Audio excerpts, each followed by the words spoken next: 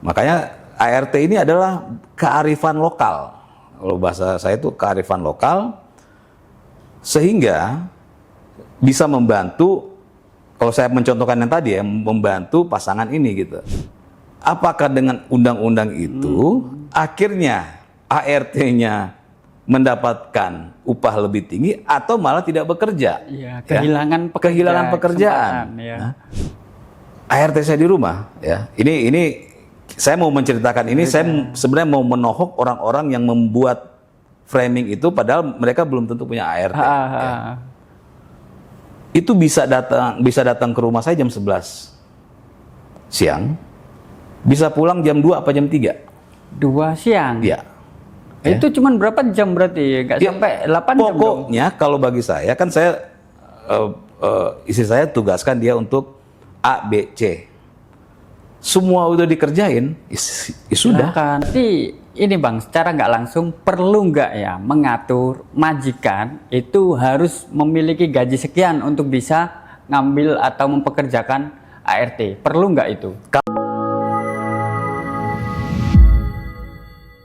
Halo teman-teman dan sahabat-sahabat semua, kembali lagi bersama saya Nugroho Habibi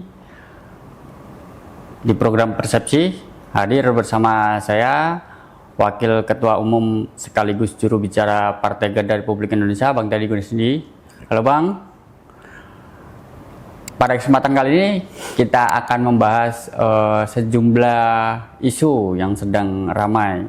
Nah, kemarin Pak Prabowo pas menghadiri acaranya May Day ya, itu menyebut dan membawa angin segar bahwa beliau akan segera mengesahkan sebuah undang-undang RUU yang sangat dinanti, yaitu Rencana Undang-Undang Perlindungan Pekerja Rumah Tangga atau RUU PPRT. Nah, ini sudah sangat dinanti. Nah, RUU ini telah mandek hampir 20 tahun. Nah, kira-kira ini seberapa mungkin Bang Pak Prabowo itu merealisasikan janjinya dengan membahasnya kalau bisa disahkan dalam kurun waktu 3 bulan ke depan? Ya, makasih ya Mas Habibi. Jadi gini, kenapa RUU ini sudah sampai 20 tahun lebih ya? Artinya setiap pemerintahan ya, baik dari kalau dihitung ya dari zaman Pak SBY berarti ya, dari Pak SBY, Pak Jokowi hingga Pak Prabowo, tentu ketika mau membangun undang-undang itu, ya membentuk undang-undang, tentu ya bersama DPR dan pemerintah ya, itu pasti punya niat, kan niatnya dulu nih ya. Niat itu pasti kan tujuannya pasti hal yang positif. Kenapa berlarut-larut? Ya karena ketika mau diimplementasikan hal positif ini, mereka melihat ada sesuatu juga ya. Jangan sampai yang dianggap atau yang dinilai hal yang positif, akhirnya setelah undang-undang itu jadi, ada efek yang akhirnya negatif terhadap, kalau kita bicara undang-undang RUU PPRT ini, terhadap ART-nya sendiri ya. Jadi tentu pemerintah saat ini akan mengkaji dengan baik ya. Kenapa sih di pemerintahan sebelumnya walaupun terus dibahas hal ini, kan tetap dibahas kan? Iya. Tapi belum dijadikan undang-undang, kenapa gitu kan? Tentu pemerintah saat ini, Pak Prabowo dan DPR saat ini tentu akan coba melihat flashback apa alasan baik pemerintah dan DPR sebelumnya itu belum mensahkan ya. Karena tentu ada hal yang ketika ini disahkan sudah menjadi undang-undang, sudah menjadi produk hukum yang harus dijalankan, tiba-tiba bisa merugikan pihak yang sebenarnya tujuannya baik bagi mereka, tapi akhirnya menjadi tidak baik bagi mereka gitu. Jadi harus juga dilihat kenapa sampai 20 tahun ya. Tentu ini Pak Prabowo dan DPR yang saat ini tentu akan mengkaji lebih baik, mengkaji lebih dalam berdasarkan pengalaman dari pemerintahan sebelumnya dan DPR sebelumnya.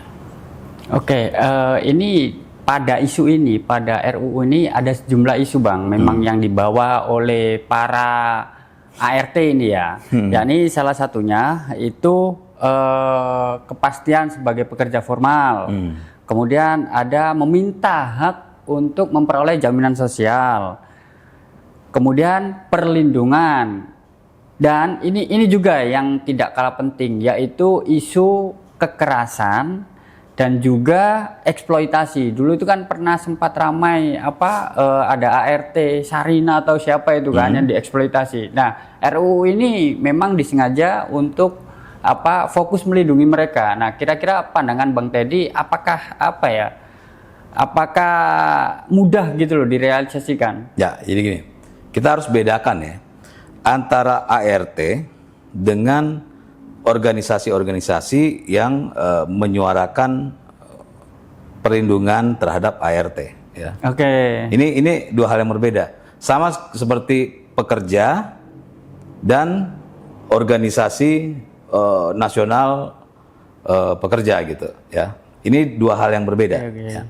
Yang satu pelaku di lapangan, yang satu Memperjuangkan. ya bukan pelaku di lapangan. Ya.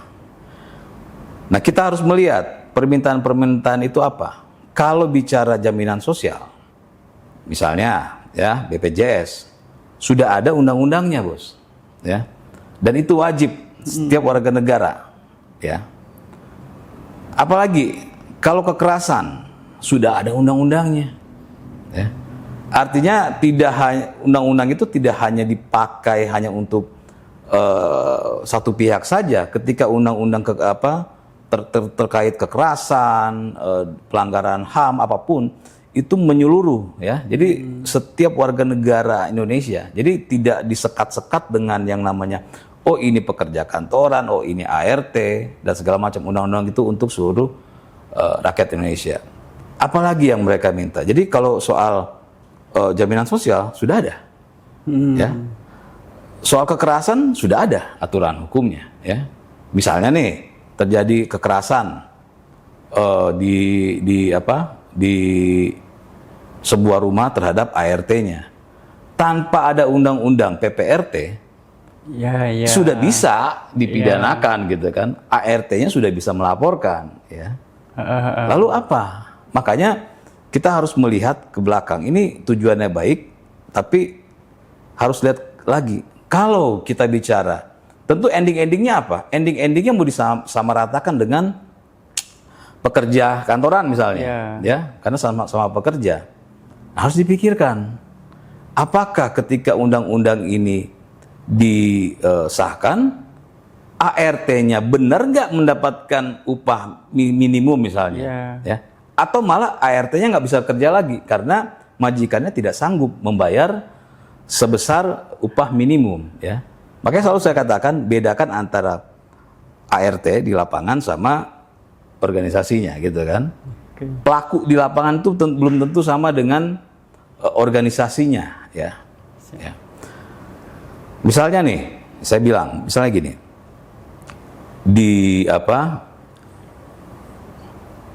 ada pekerja lah, seorang bapak nih.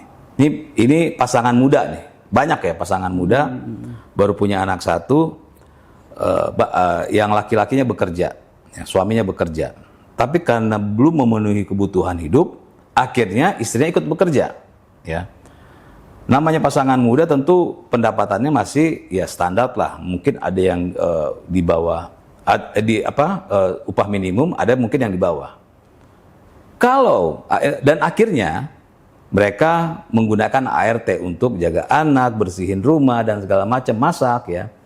ART itu kebanyakan ya, rata-rata itu adalah orang-orang di sekitar tempat tinggalnya.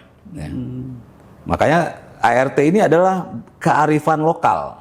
Kalau bahasa saya itu kearifan lokal, sehingga bisa membantu. Kalau saya mencontohkan yang tadi ya, membantu pasangan ini gitu. Ya. Kalau undang-undangnya disahkan, artinya ART-nya ini harus dibayar dengan upah minimum sama seperti pasangan yang bekerja ini. Ini logikanya ya. Iya. Yang istrinya bekerja hanya untuk membayar ART. Ya akhirnya kan suami istri kan berpikir, daripada kamu kerja hanya gajinya untuk ART, mendingan kamu di rumah aja jaga anak. Ya. Nah, ini pertimbangan ini harus dipikirkan juga. Apakah dengan undang-undang itu akhirnya ART-nya mendapatkan upah lebih tinggi atau malah tidak bekerja? Iya, kehilangan pekerjaan. Ya. Nah, inilah saya yakin yang mendasari kenapa kenapa RUU ini bisa sampai 20 tahun. Saya yakin yang mendasarinya hal itu gitu. Ya. Dan saya juga yakin yang mendorong-dorong ini, ya, misalnya lembaga ini, ormas ini, apa segala macam, misalnya ya, kalau cek ke rumah mereka bayar punya ART kan, mereka bayar ART-nya sesuai dengan upah minimum nggak? Belum tentu bos, ya. Iya. Jadi ada misalnya ada LSM yang bicara soal HAM, wah ART-nya harus dibayar sesuai dengan upah minimum. Dia punya ART di rumah, cek, belum tentu dia bayar ART-nya dengan upah minimum gitu.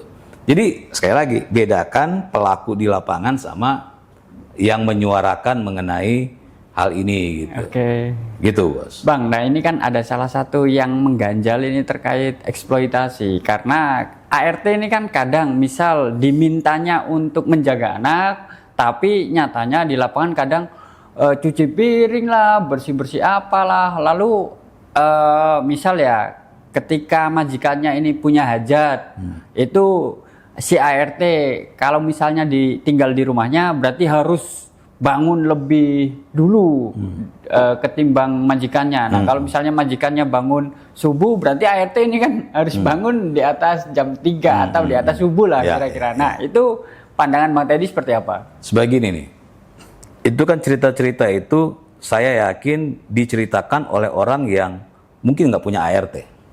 Ya. Karena gini, namanya ART itu kita jangan lihat jauh-jauh lah, kita ngelihat di lingkungan di rumah kita aja lah ya.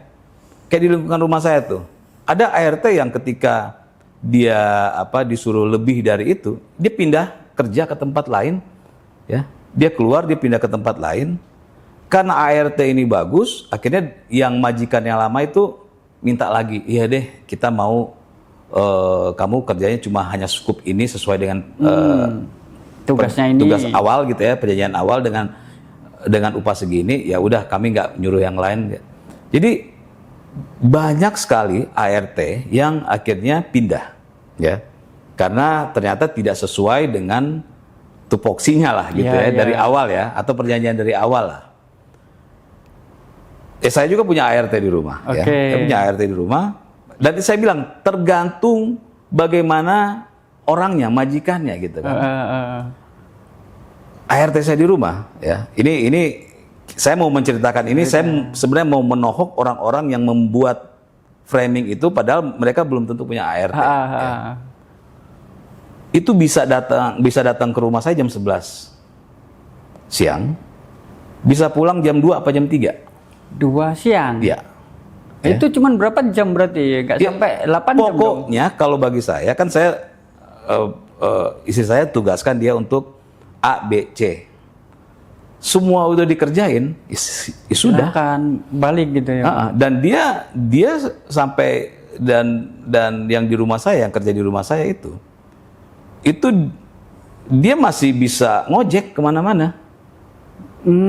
Masih bisa nyambi gitu ya. Dan kita nggak ada masalah ini. Makanya saya bilang itu kan tergantung dari bagaimana majikannya, ya. Terus yang dilihat di lingkungan sekitar saya itu banyak ART yang ketika sudah lebih ya dari yang ditugaskan, dia keluar aja, nggak ada masalah, dan dia bisa dapat di tempat lain kok secepat itu. Jadi ketakutan itu sebenarnya nggak ada, itu hanya diciptakan supaya seolah-olah horor. Lagi-lagi saya bilang, kita harus membedakan mana pelaku, mana yang bukan pelaku. Nah, saya mencontohkan tadi, saya adalah pelaku sebagai majikan, ya. Nah, belum tentu yang ngomong-ngomong itu dia pernah jadi apa? Dia jadi majikan? Belum juga, belum tentu juga, gitu kan?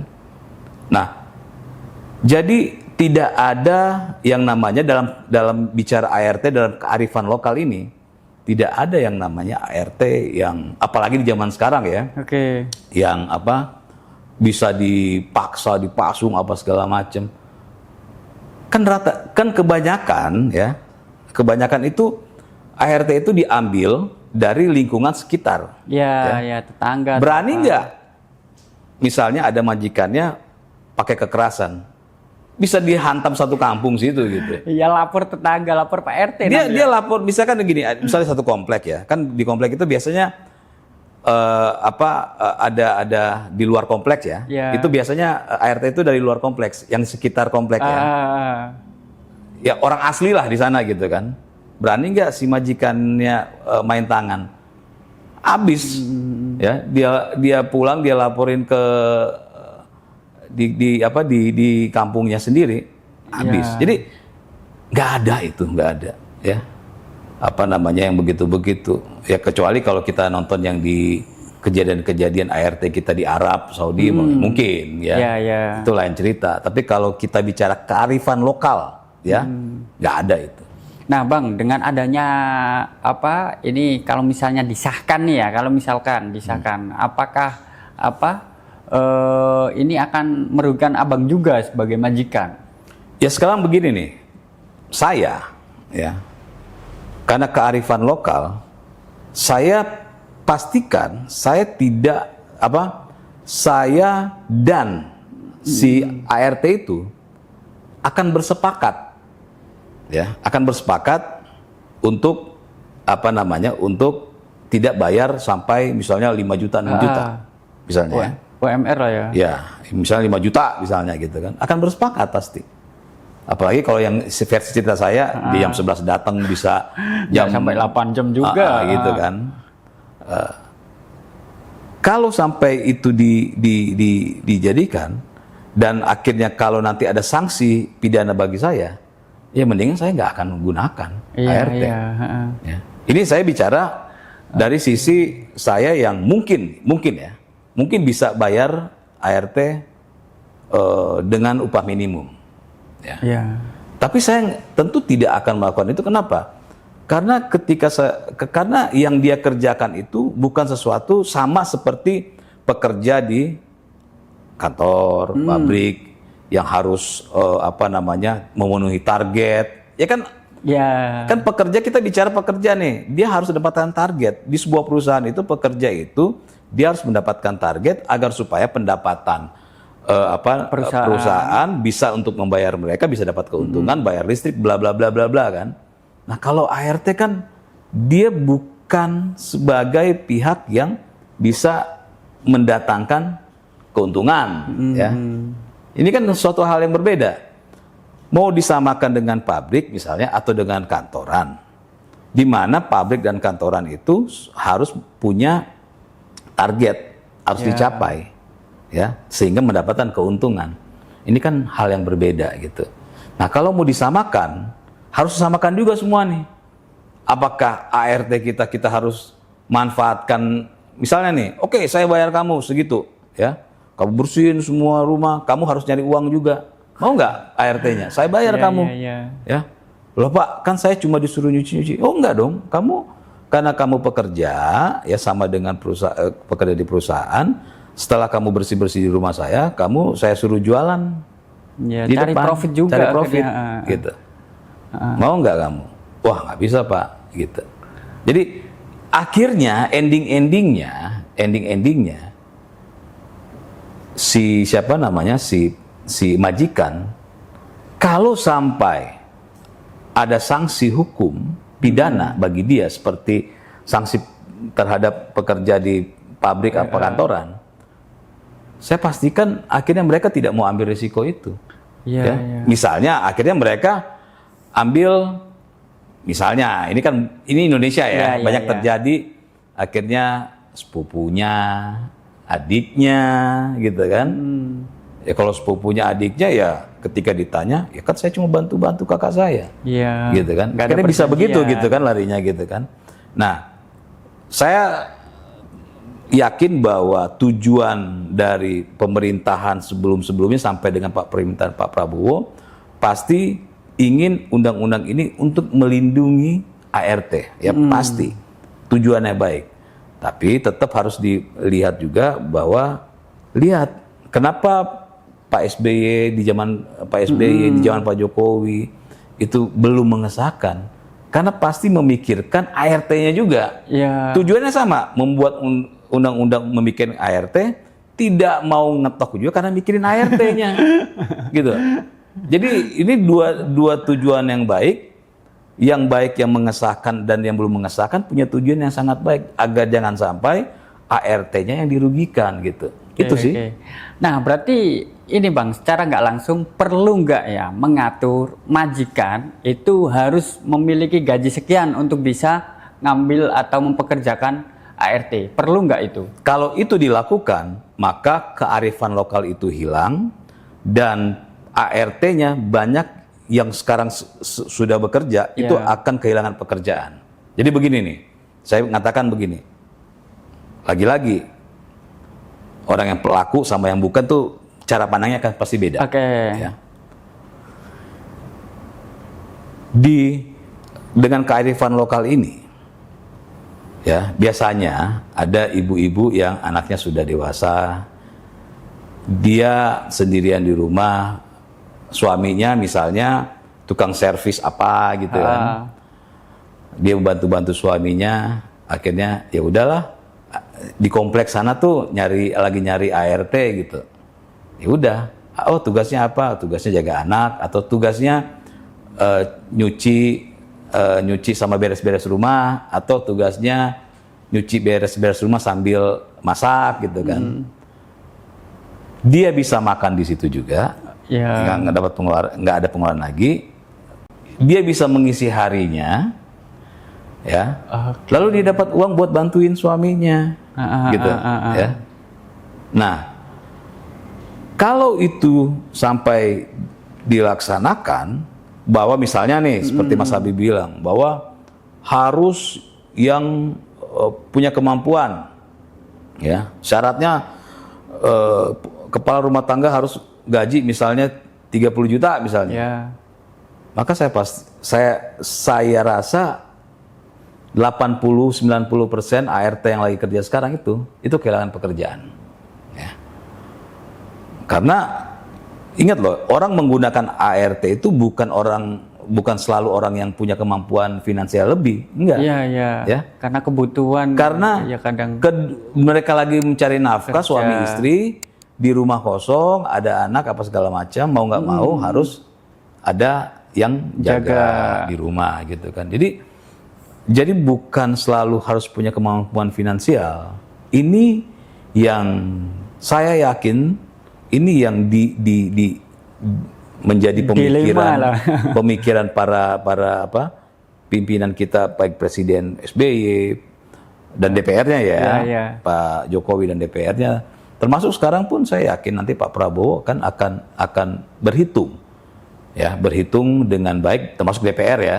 DPR akan berhitung dengan baik bagaimana agar supaya RUU ini disahkan tapi tidak merugikan ART. Ya. Makanya dari awal saya katakan pasti Pak Prabowo dan DPR akan mempelajari kenapa nih DPR sebelumnya kok nggak disahkan gitu kan. Tapi ini bilangnya Pak Prabowo ini 3 bulan Bang, itu durasinya cepet banget itu 3 bulan kan janjinya. Ya, memang, jadi kan gini nih, Pak Prabowo itu orangnya maunya cepet, ya kan, karena dia punya target lah, setahun ini harus A, B, C gitu kan. Tapi target itu tentu dia inginkan punya kualitas, walaupun dalam waktu cepat, dia harus punya kualitas. Dimana jangan sampai undang-undang ini malah merugikan ART-nya, ya. Saya yakin 1000% pasti akan ada pembahasan seperti yang kita omongin ini. Ya, pasti akan ada pembahasan karena pasti Pak Prabowo ya dan DPR itu ketika mau bikin undang-undang kan pasti dia akan menerima masukan dari masyarakat, kan begitu kan? Proses proses membangun sebuah undang-undang. tentu dia akan ketemu yang begini-begini gitu ya. Beliau akan ketemu yang begini-begini. Oh, kalau ini dilakukan misalnya gajinya segini, ini 80-90% ART yang ada sekarang kehilangan pekerjaan. Oh, ini ternyata kearifan lokal. Nah, oh, ternyata kalau bicara BPJS ya sudah wajib. Ya kan? Oh, perlindungan dari kekerasan, oh sudah ada undang-undangnya gitu ya. Emangnya sekarang kalau kita punya ART, undang-undang ART belum ada nih, PPRT belum ada. Ya. Lalu kita siksa ART ya. Apakah nggak bisa kena pasal? Tetap kan? Karena sudah ada aturannya gitu. Jadi nggak perlu juga ada double aturan. Ini dalam waktu 3 bulan ini pasti akan dicari solusinya, akan dicari bagaimana pasal terbaik yang bisa melindungi ART dari sisi yang berbeda lagi nih, bukan dari sisi yang tadi ya. Kalau sisi yang tadi udah semuanya, sudah ada aturannya. Ya. Kalau sisi gaji, ya saya bilang tadi, mau nggak majikannya? Pasti kemungkinan besar 90% kehilangan pekerjaan. Kedua, yang namanya kearifan lokal itu udah harus ada. Ketiga, kita lihat di lapangan bahwa agak beda antara pekerja pabrik dan pekerja ART-nya karena fungsinya sangat berbeda. Ya mudah-mudahan Pak Prabowo dan DPR sekarang bisa menemukan celah yang berbeda dari yang sudah ada ini. Oke Bang, nah kalau menurut Abang nih ya, nantinya ketika RUU ini menjadi UU, kira-kira bagaimana sih menskemakan pengawasan dan pengaduannya kira-kira menurut Abang nih? Nah, kalau pengawasan dan pengaduan di zaman sekarang itu sudah gini. Kita lupakan undang-undang PPRT, lupakan. Iya. Pengawasan apa sih? Pengawasan apa nih? Kita bicara pengawasan kekerasan. Misalnya kan, supaya tidak ada kekerasan. Apa? Gajinya tidak dibayar. Ya. Atau ada perlakuan-perlakuan yang tidak wajar, gitu kan. Sebenarnya sebalik lagi saya bilang, nggak perlu ada undang-undang PPRT, itu sudah ada pengawasannya, sudah ada yang namanya setiap orang tidak boleh melakukan tindakan-tindakan yang melanggar hukum, gitu kan. Kemana laporannya sudah ada, gitu. Ya. Jadi tidak perlu lagi harus ada nanti melalui organisasi pelayanan ini, itu malah akan menambah birokrasi gitu kan. Sesimpel itulah, ada yang digampar gitu kan. Misalnya ada yang disiksa ART-nya. Ya tinggal dia visum misalnya kan, dia lapor ke ini, dia visum, udah selesai. Ya, nggak perlu dia harus lapor ke Satgas. Gitu kan. Kalau ini hanya menambah pekerjaan, hanya menambah biaya APBN gitu, bentuk Satgas. Orang dipukul nggak perlu ke Satgas, ke polisi gitu kan? Langsung to the point. Nah, jadi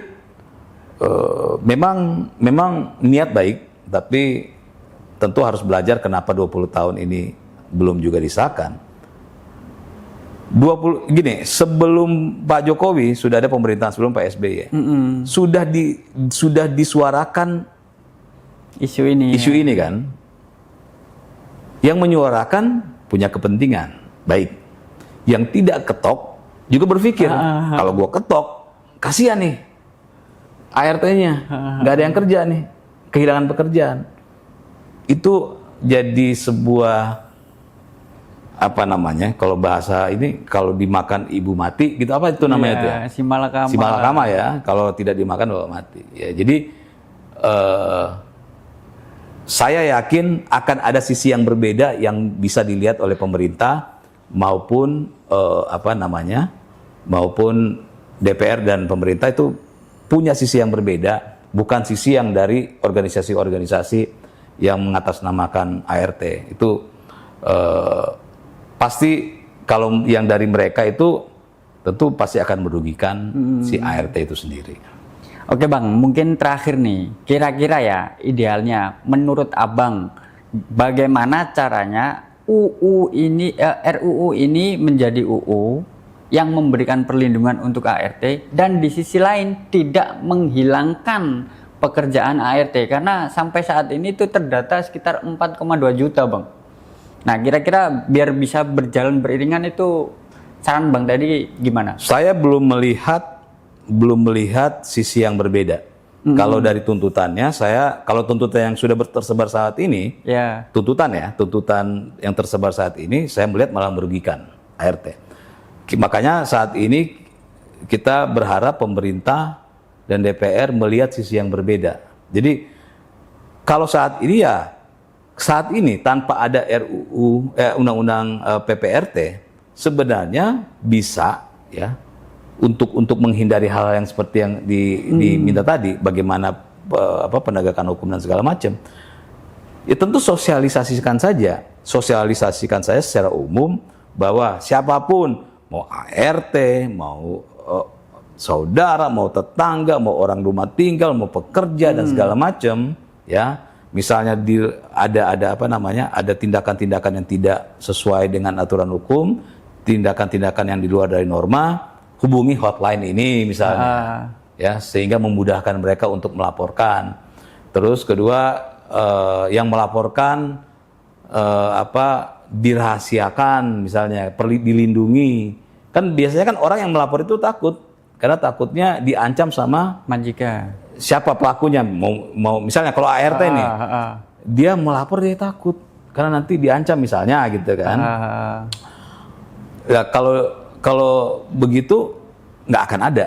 Nah makanya pentingnya dari pemerintah adalah sampaikan, hubungi ini, kami tentu akan menjaga kerahasiaan, kami tentu akan melindungi ya yang melaporkan dari tindakan-tindakan itu. Jadi tanpa ada undang-undang PPRT, sebenarnya untuk menghindari hal-hal seperti itu hanya tinggal sosialisasi dan bagaimana yang melaporkan itu merasa aman, safe. Oke. Itu sebenarnya yang dibutuhkan oleh siapapun ya, termasuk ART dan siapapun, itu yang dibutuhkan saat ini gitu. Tapi kalaupun melaporkan, itu otomatis kan melaporkan, misal nih ya, majikannya nakal terus dilaporkan, otomatis secara nggak langsung kan dia kehilangan pekerjaan karena melaporkan majikannya sendiri kan Bang? Ya iya. Ya tapi kan begini, ketika dia melaporkan kan pasti ada kerugian di situ. Oke. Iya kan? Ya, ketika melaporkan ada kerugian, ada sanksinya. Bagaimana kerugian dia ketika kehilangan pekerjaan dan segala macam lah. Bagaimana fisiknya dia karena kalau ada yang melaporkan, ada yang kena fisik, ada yang fisik gitu kan, mental kan. Nah kerugian itu kan, apalagi mental itu nggak ada angkanya, batasan angkanya loh, gitu kan. Nah jadi yang dibutuhkan itu adalah bagaimana orang bisa bersuara dan dilindungi, ya. Kalau itu belum ada, mau undang-undang apapun, kalau pola yang ini belum ada, itu nggak akan ada gunanya. Iya. Karena itulah yang dibutuhkan ya, siapapun ya, termasuk ART, yang dibutuhkan adalah itu. Tapi kalau kita lihat jadi, ini kan saya sebenarnya dari kampung ya, melihat fenomena misal di kampung itu, kalau bicara ART memang tidak semua itu katakan tahu atau berani gitu kan Bang. Nah ini gimana biar bisa mereka tumbuh atau kita edukasi gitu? Sosialisasi itu penting, apalagi saat ini ya, di zaman zaman informasi yang sudah ada di dalam genggaman kita. Yang itu yang kurang. Saya pun mengakui bahwa itu kurang. Bahwa yang tampil di media sosial itu adalah hanya bagaimana orang nakutin, orang mengintimidasi. Tapi proses dari itu sebalik itu kurang.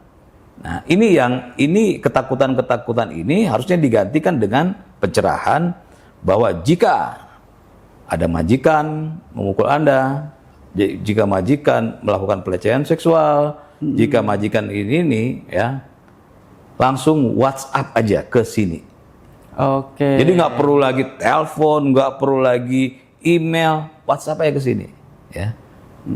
Ketika dia WhatsApp, langsung diproses gitu. Oke. Langsung didatangi dan segala macam. Jadi yang dibutuhkan adalah itu gitu, kenyamanan orang yang merasa mendapat perlakuan yang tidak baik. Orang akhirnya berhenti berbicara, takut melaporkan karena mereka tahu kalau mereka lapor maka yang pertama yang rugi mereka, kedua belum tentu menang. belum tentu apa namanya Diterima laporannya. ladenin lah gitu, Ya. belum tentu diladenin gitu.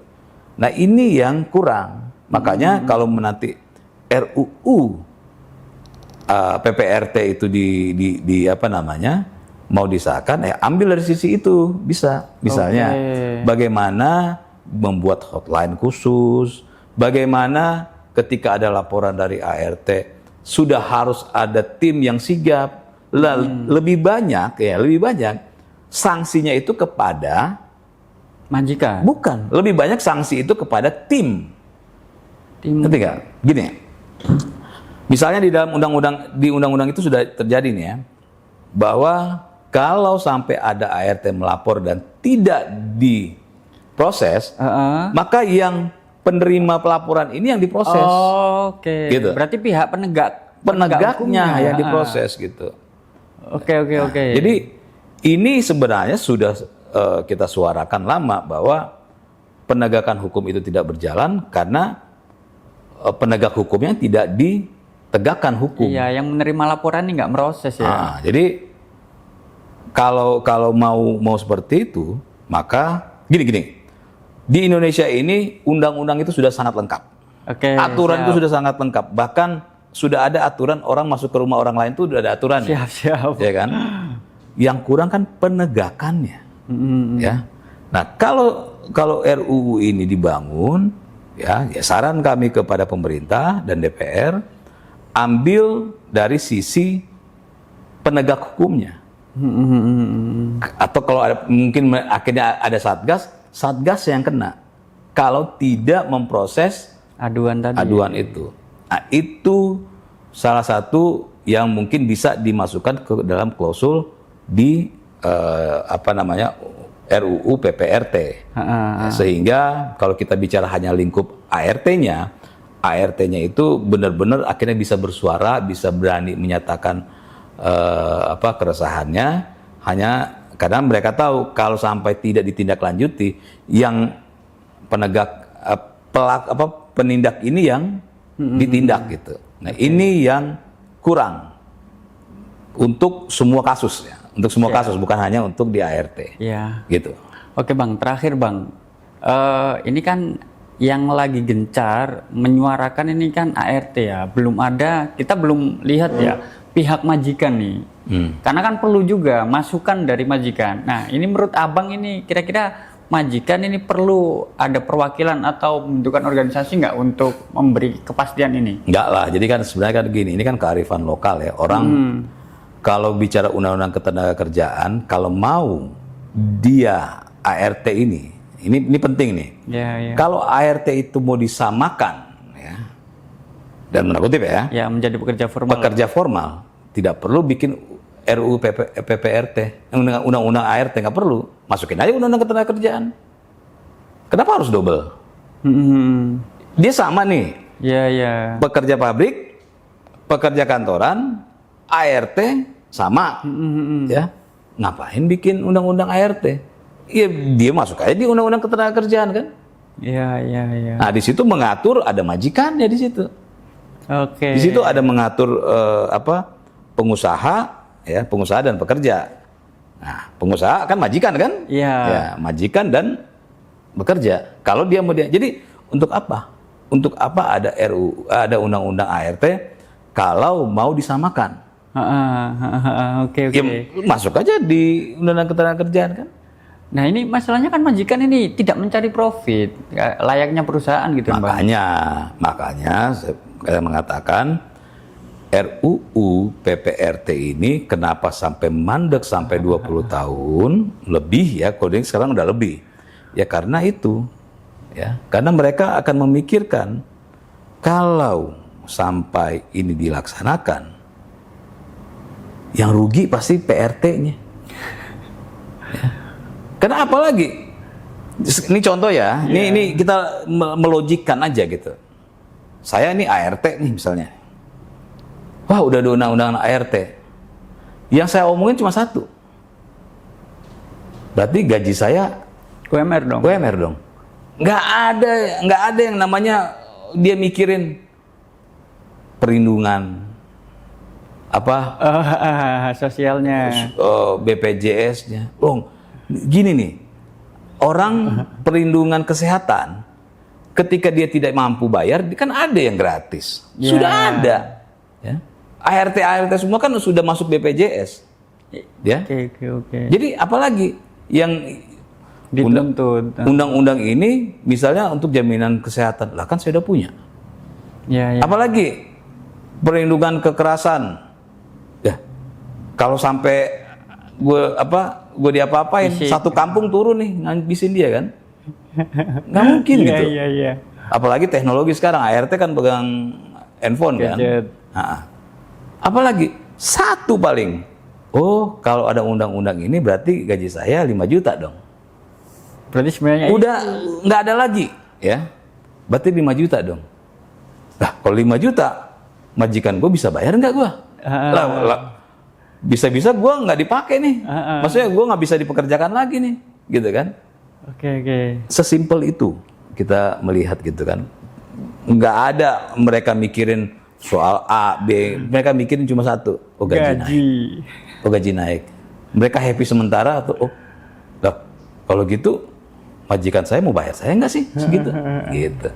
Jadi sesimpel itu kita melihat. Mudah-mudahan ya pemerintah dan DPR melihat sisi yang berbeda, bukan sisi yang disampaikan organisasi ART ya, tapi sisi yang berbeda yang disampaikan oleh pekerjanya langsung, ya, majikannya langsung, ya. Jadi benar-benar pelakunya lihat dari sisi itu, sehingga undang-undang kalau nanti disahkan undang-undang PPRT ini benar-benar bisa melindungi baik PRT-nya maupun majikannya, ya.